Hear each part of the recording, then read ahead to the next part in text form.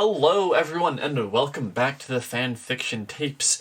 I'm your host today, Maya, pronouns she, her, and today I'm joined by... Hi, I'm Nat, pronouns she, her, and they, them. And I am our producer, Ian, pronouns he, him. Today's topic is all about that oof. Tragedy, drama, and angst. What are they, and where do we see them? And to start us off, let's talk a little bit about tragedy, which as a genre dates back to ancient Greece, right? If you hear about those tragic plays and such, that's where some of that started. And there's a general loose strategy that I'm going to talk about before I toss this over to Ian, whose ballgame this is definitely more than mine. The hero usually starts out in a good place, throughout their own actions. They suffer a fall of some sort, and in all the ones I've read, it ends in their death, along with the death of a lot of people around them. And this is always brought on by their fatal flaw, some aspect of their personality. Ian, you were always more the theatrical guy. Anything you'd like to add to that as well? That's about right. Probably one of the most famous of the Greek tragedies that, at least for me, the first one that comes to mind is actually the tragedy of King Oedipus, which may be more familiar in the name Oedipus Rex, which is the Latin version. There's actually some subtlety in the Greek name, which is Oedipus Tyrannos. A sidebar into Greek. In ancient Greek, there's two words for king, Tyrannos and Basileus. And the difference between them is whether it's a king who seized power or a king who inherited power. And in the story of King Oedipus, Oedipus arrives in the city of Corinth. Sorry. I'm getting two places mixed up because both of those cities play an important role in the story of Oedipus. Oedipus arrives in Thebes and finds it besieged by the Sphinx. And he is the first person to solve the riddle of the Sphinx, causing her to dive off the cliff to her death. And as thanks for saving the city from the monster that had been harassing travelers and merchants and people of the city, they declare him king because, conveniently, their king went missing and did not leave an heir behind. So Oedipus moves into the palace, marries the queen, the former king's widow, Jocasta, and they live happily for many years. They have a couple of children. Fast forward a couple of decades, a plague is ravaging the city, and King Oedipus has to consult a seer as to what is going on, and the seer basically tells him somebody has killed their father and married their mother. Well, basically looking pointedly at Oedipus. Oops. And for those of us maybe less familiar with Greek tragedy, but familiar with psychology, the Oedipus complex and the other one that I'm forgetting right now, they're a pair. Electra, maybe? I think it is the Electra complex, which is named for a different story in Greek mythology. Yes, but this is the origin of the name Oedipal complex. Yes. It turns out that Oedipus's father had an oracle tell him that his son would kill him. So when Oedipus was born, his father had him taken out into the hills to be abandoned to die. But he was found by a shepherd, taken to the city of Corinth. That's where that one comes into play. And grew up not knowing that he was adopted. Until, as an adult, he is traveling from Corinth to Thebes and meets a man at a crossroads. They get into an argument. The argument escalates to a fight, and Oedipus kills him. And then he arrives in Thebes, does the riddle of the Sphinx, and marries Jocasta.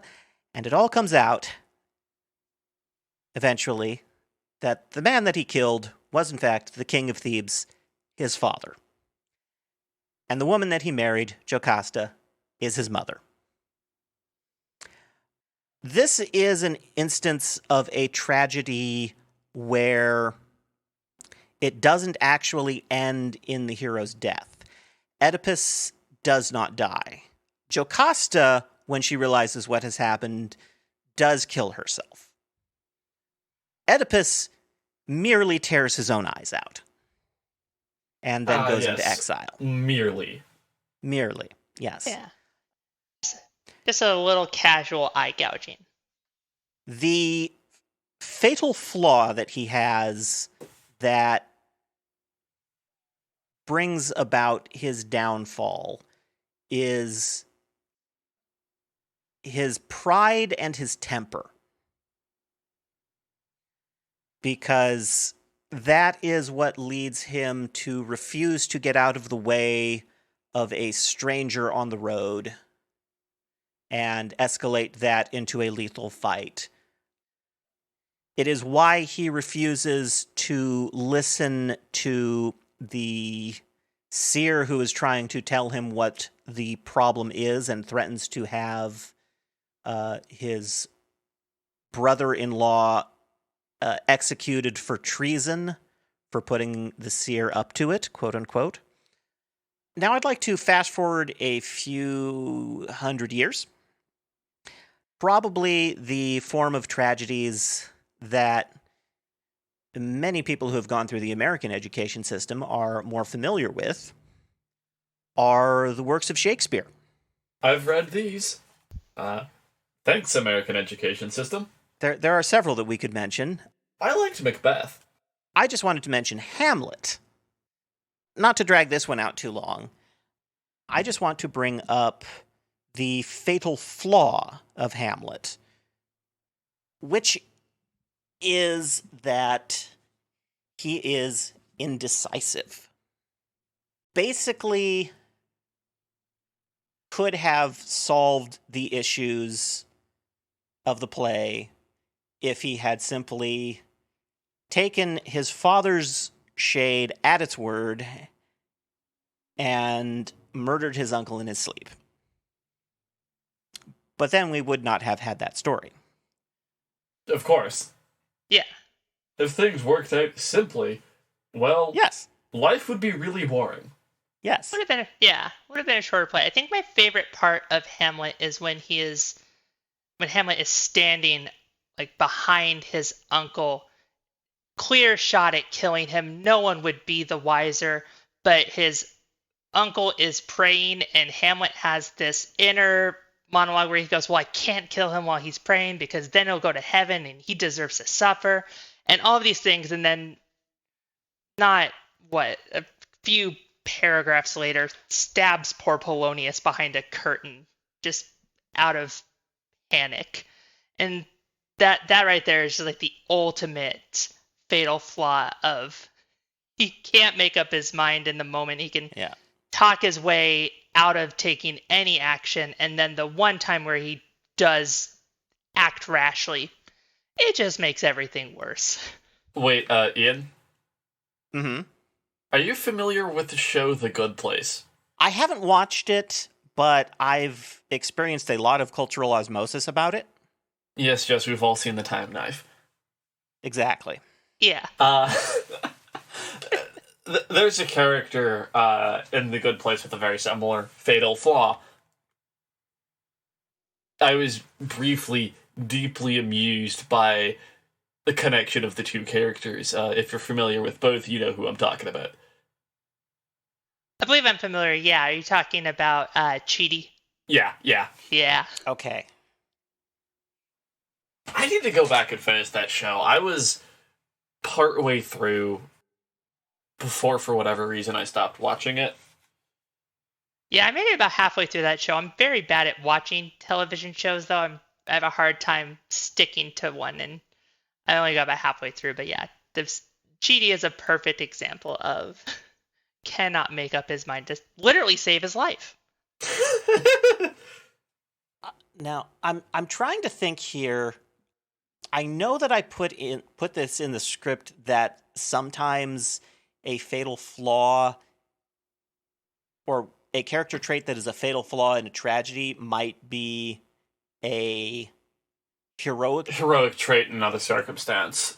I'm trying to come up with some examples of that, and I'm drawing a blank right now. I think I've actually seen that brought up by Red of Overly Sarcastic Productions. I know that she's done an episode on tragedy. So if you want more detail, go look up her video. Well, I suppose bring it back to Hamlet, and so that we can have a nice segue into drama. You mentioned that scene where Hamlet has a shot at killing Claudius and doesn't take it because Claudius seems to be praying. And then he leaves, and the scene reveals that Claudius was not, in fact, praying. And that is an example of dramatic irony. So, let's talk about drama. I am a big fan of dramatic irony, although sometimes I find I sometimes am a little, easy to find an amount of drama to be too much drama. There is nothing that I love more than the audience seeing the calamity coming and no one being able to do anything about it. You know that it's about to be a train wreck. You know what the ending is supposed to be, but no one could rightfully have guessed it in that situation, and so they don't, and it ends in just not always tragedy, but often tragedy. Love it. That is the there's a reason for the phrase, it's like a train wreck. You can't look away. Mm-hmm. You know what's going to happen. You know it's going to be terrible and horrible. And you know no one's going to stop it. So, drama overall, as we kind of got the intro with dramatic irony, is about conflict. Dramatic irony is the conflict between what we, the audience, know and what the characters within the story know. And there's another level to that, is that usually the audience knows something that would resolve a conflict, but because the characters don't know it, it drives the conflict. Yes. And conflict is basically necessary for stories, right? That's how you get things happen because of some conflict, whether that is you have shit and I want it, Macbeth, or it's something more abstract than that. You hold these beliefs I disagree with, or even you have done something I dislike. Or hell, sometimes there is something I need that I do not have. These are all different forms of conflict. And this is how we get stories. Things happen because because of some conflict. Wow, I am wordsing well today. My house is dying, but if I can pass the electoral trials, I can save them. That's one example right there. And Ian, you wrote in the script the rule of drama. If the potential for conflict is visible, then it will never be passed over. And that's somewhat a Chekhov's gun, yeah? I think Chekhov's gun might be a corollary of that, but this is like one of those things like, the rule of funny or the rule of cool. It's like, it kind of depends on the genre of work that we're in, how much this will be adhered to, but there's, like you said, conflict is necessary for storytelling. So sometimes you just have to make something interesting happen. Yeah, and in my experience, both in reading and in writing, I've always found it very unsatisfying if a drama is set up or a drama seems very clear or even inevitable, and then it just gets glossed over or ignored or just doesn't fulfill the purpose that it was set out to do. So it does operate, like you said, as a corollary to a Chekhov's gun.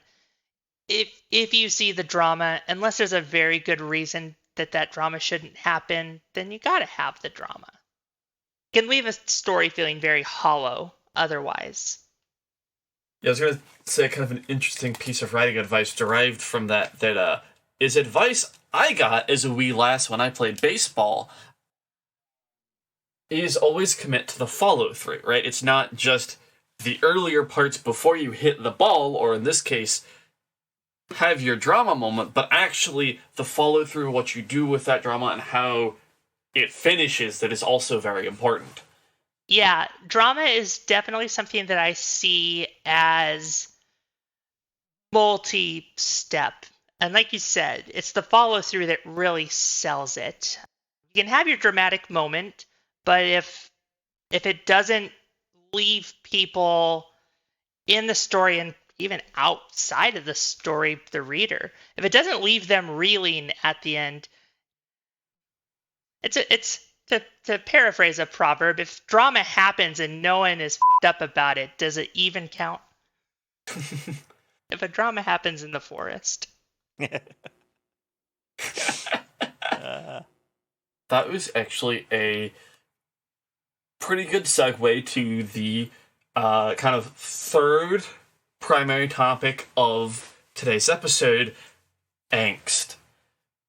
Which is where the name of the podcast, once again, just barely swings in for a brief visit. Angst is primarily kind of a fan fiction term, and it usually is going to denote a story with some amount of hurt or emotional wounds. Angst stories can sometimes swing a little bit on the edgy side of things sometimes, depending on how the author handles it. However, like tragedy, the point of an angst story is catharsis of some kind. You are putting the characters in situations, not necessarily because you're evil and mean, but because coming out of the situations, or just having situations happen to someone who isn't you, can be a little relieving. Yeah, that is definitely something that resonates with me whenever I engage with any writing. I was told that I was an angst writer. Yes, you I are. just when I started, I was just writing. I just thought, okay, well, this is very, dramatic. And then I saw comments roll in, and I was like, oh, okay. So it is on the angstier side, I see. But like you said, catharsis is a very large part of it for me.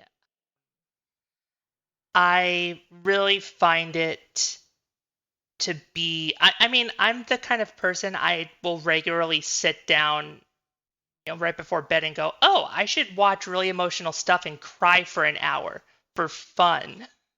So Look, letting the tears out can feel good. it feels great, yeah. Mom. And angst is one of those ways that you can very safely engage with it in a way that already is going to emotionally resonate with you because you are engaged with characters that you care about. You're not, I mean, I can't speak for the entire world, but you're not often reading fan fiction of franchises you don't care about. I can't say that's something I do terribly often. I do it sometimes It happens. because I'm weird like that. But it happens. But yeah, if you're really into the Locked Tomb, you're seeking out Locked Tomb fan fiction, and seeing that catharsis with characters you've already connected with is, it's in my opinion sort of kind of puts it in the fast lane of getting to that point of reaching catharsis, of reaching emotional resolution your within your own perspective of things. Yes, that is definitely one of the things I like about fanfic, is I don't have to do all of the groundwork and build up to get to where I can start playing with my and your emotions. I can just start doing that from the ground because there's already this emotional investment in the setting, in the characters, in the happenings, even. It definitely does make it easier when you're like, oh, I've already got these little characters. Let's put them in a situation. No build Stick up. the blorbos in a microwave and rotate them. Yeah, I primarily have written arcane fan fiction, and I've been accused of some pretty targeted decisions against Caitlyn, which is hilarious because I have been playing League of Legends off and on since 2013, and Caitlyn was my main. But then came Arcane, and I was like, oh, I love this character. Let me You break want to cause them. pain. Yeah. How can I make them suffer? And could it all be because you see some of yourself in them? No, not at all. Impossibility. That is, yeah, there is something to be said about the best angst is the angst that you know. I know it's kind of a cliche writing piece of advice of like, write what you know, and I don't necessarily advocate for that because, you can write whatever you want to write. But it really does help when you're writing something about angst or pain or some sort of emotional turmoil, when you deeply understand that, you can really kind of cut to the core of it at that point. I think I've said it before to people, but I'm always the first reader that I traumatize with anything I write. Yeah, with write what you know, especially with this, I would say write what you know, but know does not have to be personal experience. It can be research. It can be someone who you know closely went through this event. It doesn't necessarily have to be, you personally did this, because then we're going to get robbed of a lot of cool stories, right? You can't exactly write a story about raising corpses from the grave then if you only do things you've done, because last I checked, we can't do that. Not to my knowledge. Or, like half of all sci-fi would then be impossible because like almost all of it breaks the laws of physics flagrantly. Yeah, there's definitely something to be said about knowing, not necessarily always meaning first-hand experience. Like you said, you can see things from a second-hand experience. You can experience it through a loved one.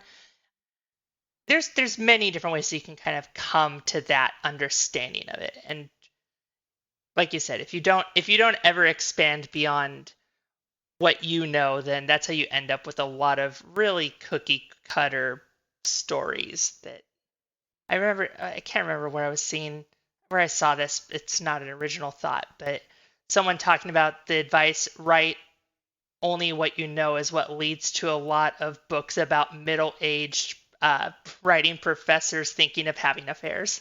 What?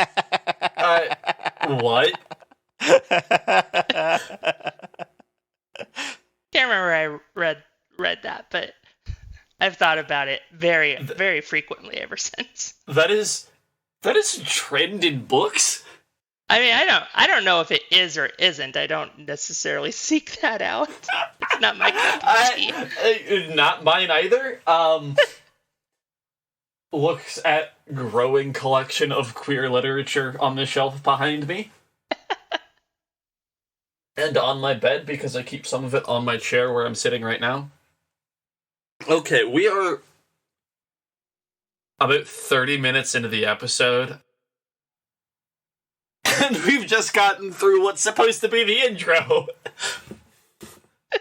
So, let's talk about some works that deal with all of the above. We've mentioned Oedipus Rex, we've mentioned Hamlet.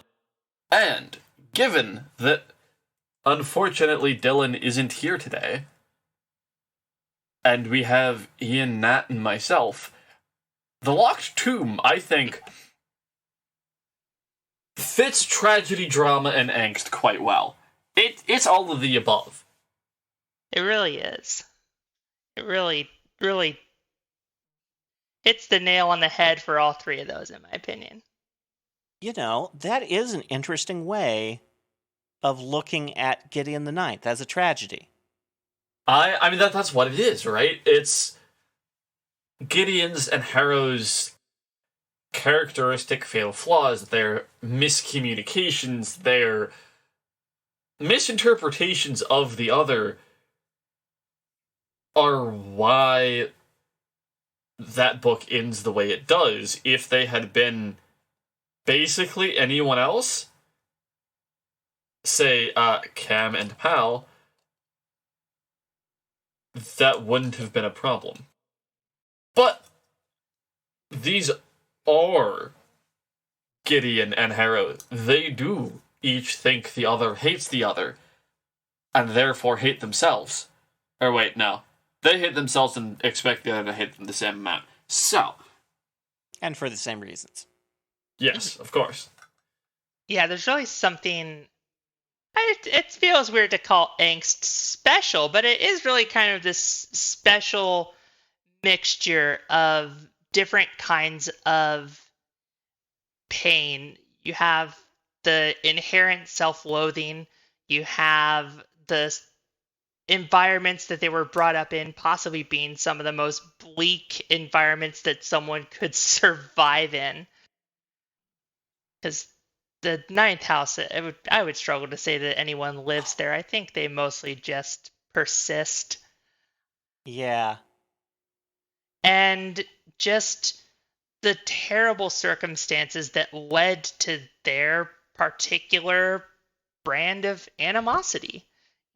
Everything that led up to even before chapter 1, just putting these two characters in the perfect place to be the most broken people imaginable. Broken is definitely the right word for those two. Yeah. I just like to point out the number one way to resolve drama, both in storytelling and in real life, is communication. And that is the opposite of everything the ninth house stands for. The ninth house. You can say that again. It is all about the secrets. They even have a special necromantic technique, the sewn tongue. Like, most of their magic is bone magic. Secrets. And that one, the sewn tongue, doesn't seem to necessarily be bone magic. I don't think it involves any bones at all, actually. Except maybe the jawbone. I believe they mentioned the jawbone, but it is also very specifically, they say that the lips are sewn. There's a lot of flesh magic in that technique that is a ninth house specialty, a house who otherwise does bones, motherfucker. And also one that definitely, at least with Harrow, has some culture of derision of flesh magic. Yeah, she doesn't have much use for flesh magic until it can help her keep her secrets. So, if we're looking at Gideon the Ninth as a tragedy, Gideon is, of course, our protagonist for that book, our tragic hero. What is her fatal flaw? That is... She's just too attractive. She's just too attractive for her own good. Okay, you say that, but think about it. It works. Without getting into spoiler territory for the book, I do think that one of the biggest flaws that Gideon has is just this inability to see anything outside of the surface. Anything that she can perceive as one way, she is dead set on it. You can see that with her interactions with Harrowhark. She's convinced that she knows Harrowhark inside and out, that there's no depths beyond just petty hate. You see that with another character that I won't name for spoiler reasons, where Gideon has this very positive opinion of them right out the gate that proves to be rather misguided. Wrong.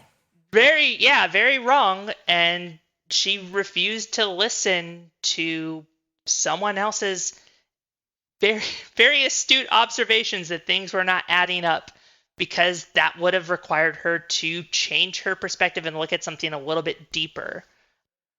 It's not that she's incapable of doing it.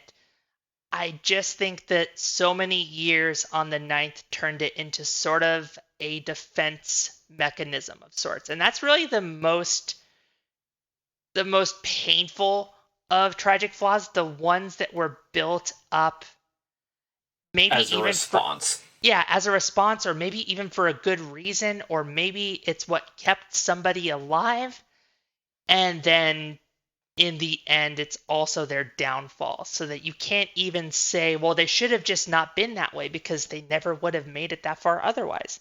Just that extra added layer of pain of there was never anything that could have been done to avoid this. I think that's a good analysis, actually, of it coming from growing up in the Ninth House, because that's the house of secrets. You do not pry into the secrets. That is anathema. So a child exercising any sort of natural curiosity and then getting smacked down could certainly take that as a lesson. Do not look beyond the surface. The Locked Tomb really does have so many different examples of just the most painful possible interactions, even when they're not necessarily the most painful, seeming to the characters just as readers. By the time Nona the Ninth comes around, I feel like it's just one hit after another.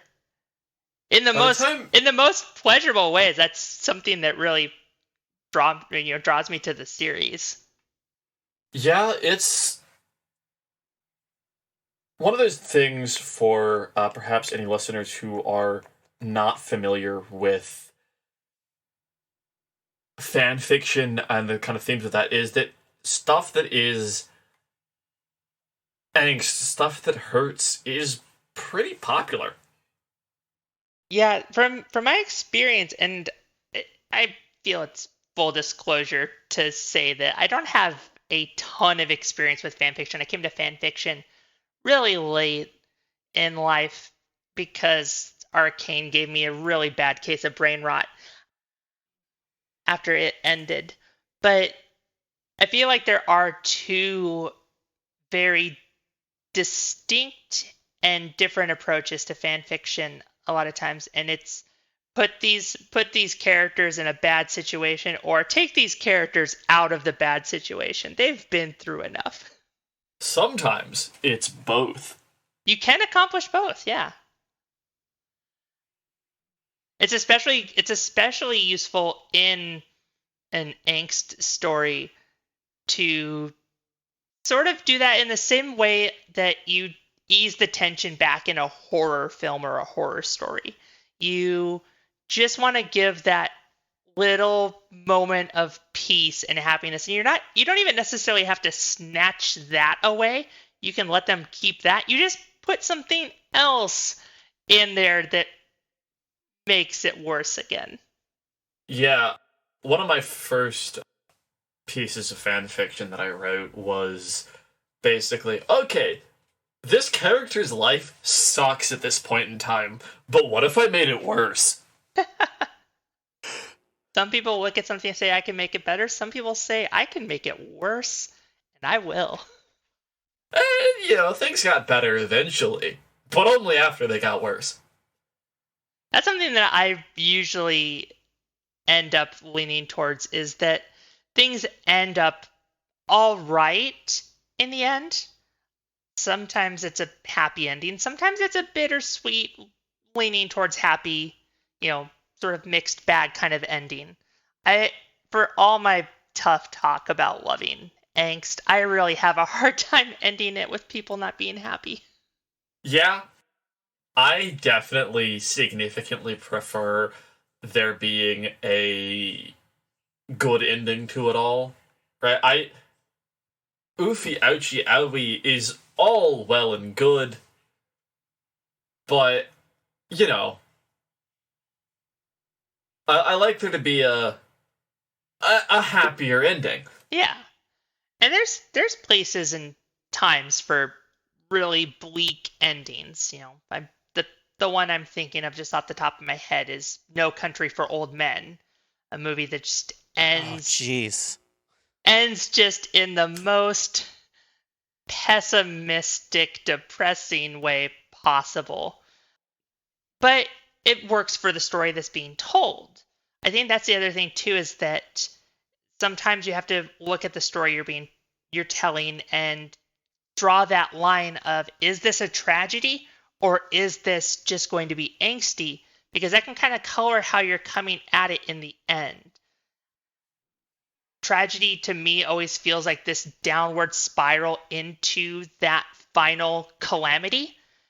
Whereas angst, it might dip and rise. It might do a bit of a roller coaster before kind of coasting into that end. And so I feel like if you start with one and then pivot to the other, it can really make it feel jarring. Imagine if Hamlet ended right before Hamlet and Laertes end up poisoning each other and killing each other. If all of a sudden just Fortinbras showed up right there and said, "Stop, we're all going to be fine and friends," it would feel really cheap, and it would really undercut everything that happened. I need to not make a physics reference here. Yeah, okay, I'm just going to avoid talking about that at all. Because I know I'm not going to be able to help myself from talking about things in a physics and math perspective. Yeah, physics and math is where my brain starts to kind of turn into static noise, because I was a failed English major, so science and math doesn't work as hot in my brain. I think I can make it make sense, but that's... You have piqued my curiosity now. You've heard me give variations on this, Ian. Okay. I mean, I can explain it later, but...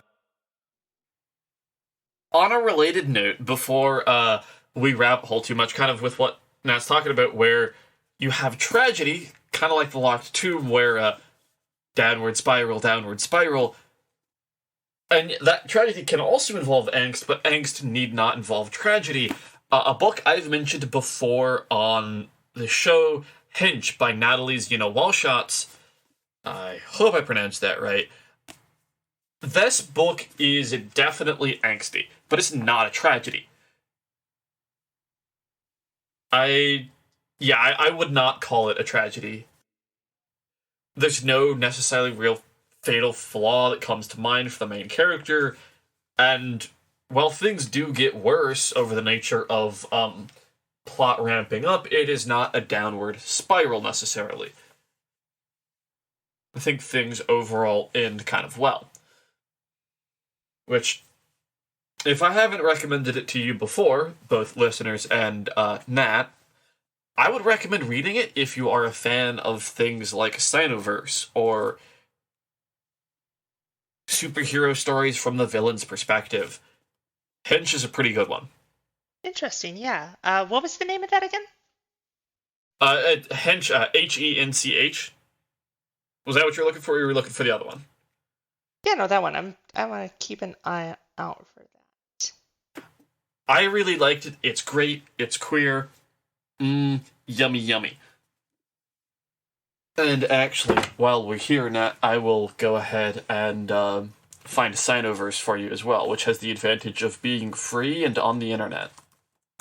I do love both of those things. Yes, if you're not familiar with that one, it's a original fiction series that spawned off of the writing prompts on Tumblr. Lovely, lovely writing prompts. I'll just go ahead and toss that in VC text as well. I've talked about this series, which is spelled SYNOVERSE, several times on the show because I love it. That show also has angst. It is not what I would call tragedy. It is definitely dramatic. But things do not necessarily have a downward spiral, although there are emotional highs and lows. Does anyone else have works they would like to mention before we move along and talk about a couple of last things before we wrap up the episode? This is one of those moments where you have all the examples until someone asks you for them, and then your mind just starts playing television jingles.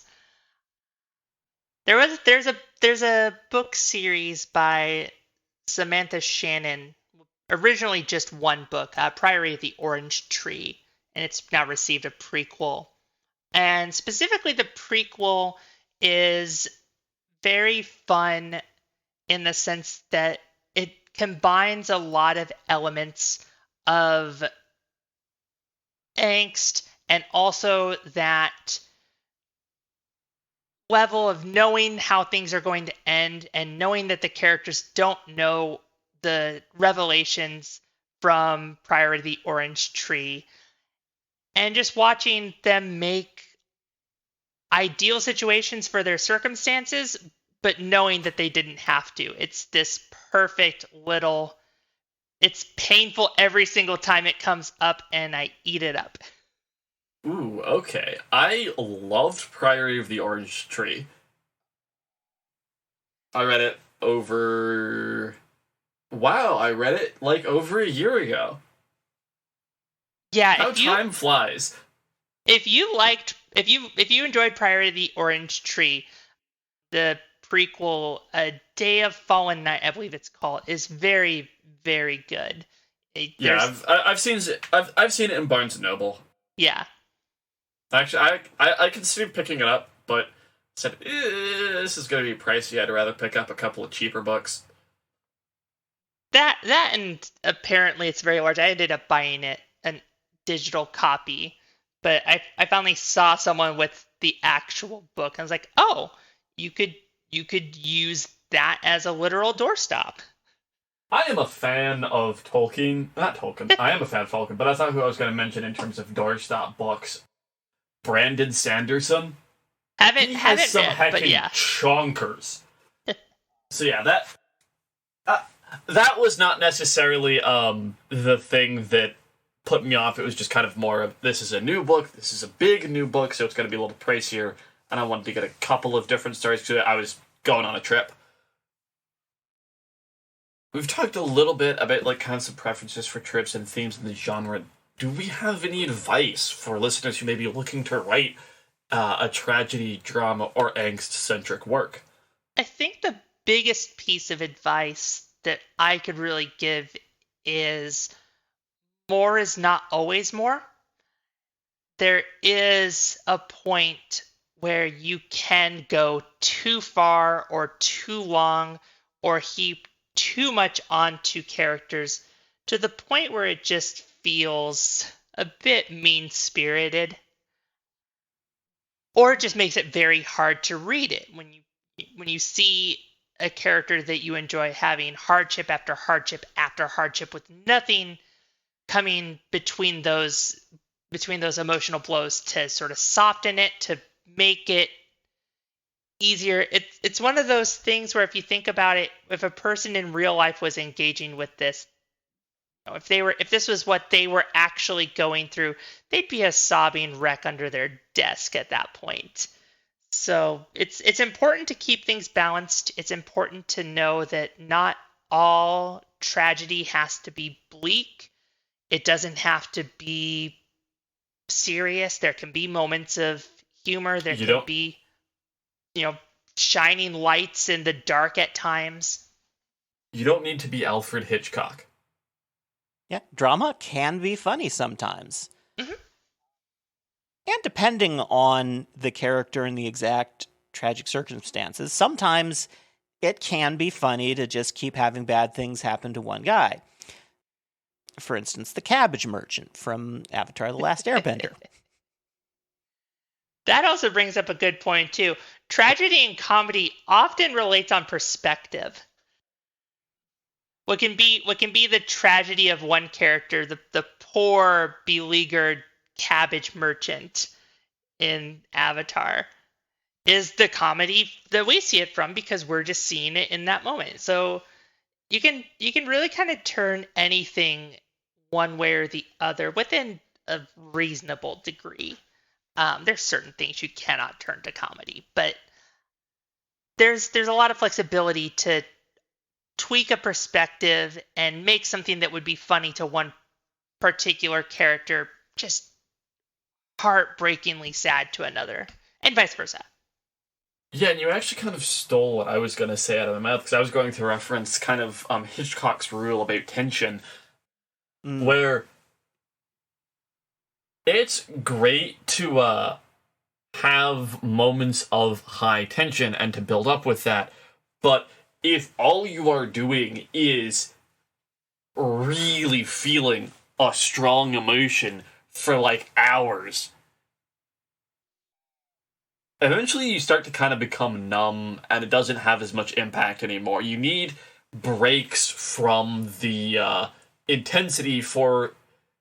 It's kind of almost like a palate cleanser, right? You need something to wash away, even just a little bit, allow you to recover so you can feel the full intensity of the next blow that's going to hit.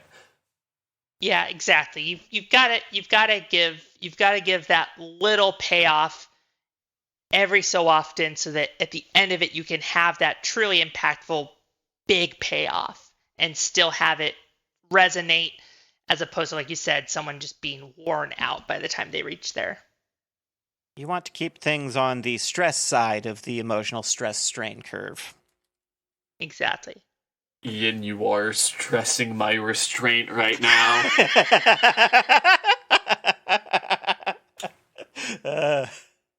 I'm going to be very unhinged after the episode ends in Ian's ears about this. I mean, if you think about the catharsis point as being, the springing back, if you stress the audience's emotions to the point where they can't really spring back, the catharsis falls flat. Yeah, the catharsis really needs to be grounded in the reality of what has happened in the story. In my opinion, too, you need to have it. If it's something that's if you've reached this really bleak, really difficult situation, there's ways to resolve it in a way that are not going to turn it into a full tragedy. But you also can't swing too hard back towards happiness and joy. If you dig yourself down too deep into the hole, you can't start trying to bail your way out in the last 10 paragraphs. Sometimes you just have to commit. I'm just going to disappear for 10 months and return with a unifying theory of literature and physics. A grand unified theory of narrative. Yeah, I really don't want to turn this into like a material science podcast episode, so moving on a bit before I lose my gourd. Do we have anything else to say? Any more points we'd like to bring up? Something that wasn't included in the script or was completely glossed over because I am a clown? I think the only thing that I would have to say is that it is cool to feel your feelings. And angst facilitates that. And if you read something and it leads you to be crying at the end, if I make someone cry with something that I write, I feel pretty accomplished with that. It is great to have that emotional openness to be sad or to be emotionally devastated for a little bit. Angst, I've seen a lot of people, or not a lot of people, but I've seen people who shy away from angst, or they don't like to engage with negative emotions. And it's understandable that you wouldn't always want to inundate yourself with that. For every time I read Lock Tomb again, I end up going and reading a couple Discworld books just to balance it out. But there's something to be said about, you can feel that sadness, you can feel that crushing sort of dread coming into a tragedy, and come out of it better for it. You can process some things. You can just enjoy a good narrative. You can just enjoy a good cry. That's my biggest advocation. Go out and cry. Cry more. Crying is great. Been brought to you by Big Crying. Listen to the messages of Big Crying. Today's episode was sponsored by Big Crying. The more cry you cry, the better you feel. Today's episode was also sponsored by Kleenex for after you've had your cry. Yeah, this is where it's revealed that I'm actually Nat Kleenex, heir to the Kleenex.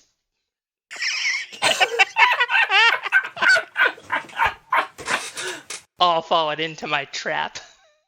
All right, well, Ian, in the last hour or so, have we gotten anything new in the mailbag? Unfortunately, we have not. So, if anybody would like to reach out to us, we have an email address. It is fanfictapes@gmail.com. You can also get a hold of us by leaving a comment on our YouTube page or a review on Apple Podcasts or on Spotify. You can also reach out to us on social media on Twitter. Yes, I run our Twitter, so if you would like to scream at us, we are at fanfictiontapes with a capital F and a capital T, and the usual places you'd expect capital letters. So, if we've suggested a work on the show, such as a couple of works we've suggested today, or if you have something you think we should read and want to scream at us about it, I have an ear on the place owned by the elongated muskrat. And before we leave, Matt, do you have any social media or other works you would like to promote on the show? Oh, goodness. Promoting myself, my biggest weakness. I am semi-active on AO3, Nat Dammit, all one word. I have not written anything in a while, so most of my stuff is either older or one is a tad orphan, but other than that, I don't really have much social media that anyone is going to be very interested in. I have a Tumblr, and it is a trash Tumblr. So, that's... I think that's the point of the website, I'm not gonna lie. More or less, but... It is a dumpster, and we are all raccoons in it. Yeah, there's a reason why you can keep your anonymity in Tumblr, because you don't want people to see what's on your Tumblr sometimes. Just go ahead and give you a follow on there. And I actually have read a couple of Nat's works. That's why I invited her for this episode. I was like, man, this is a great angst writer. Be great if we could get her on the show. Thank you. Yeah, something about Arcane just broke my brain, and then I wrote an 82,000 word fic in 2 weeks, and now here we are. We've been there. We've been there. Waiting to get back there with season 2. I'm a little worried to get back there with season 2, but we'll get there again. Well, folks, I am and have always been Maya. And I am Nat. And I am Ian. Until next time, bye.